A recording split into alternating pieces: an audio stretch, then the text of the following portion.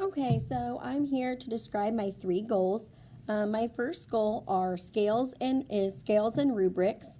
After giving the pre-survey, the mean was a 3.10. The standard deviation was a 1.45.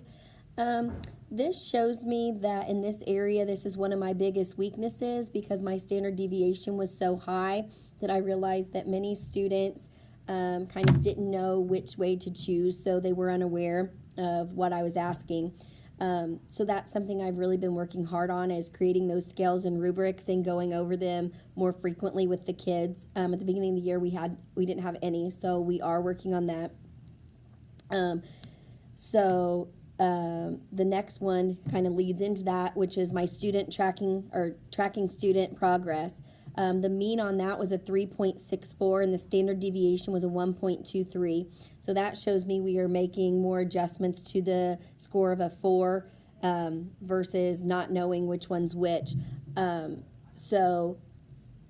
think with that, what we're doing now is, as I created these scales and rubrics, or as the class did, students are now starting to track their own data. We have binders, and each time we take an assessment or something, they're filling in their own charts so they can see what kind of score they got, what they need to do to improve, areas they need to work on.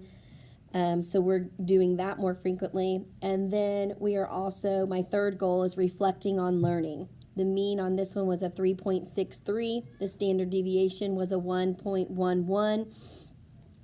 On this, I'm using this a lot in classroom where I have buckets where students write down what they've learned or what they want to learn, and then we go over it as a class, and that way we make sure if anybody has any questions that we are covering them and also going over what they've learned and accomplished.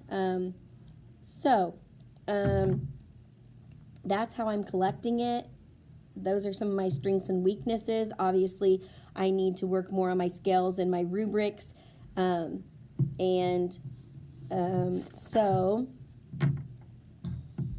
I believe that's it.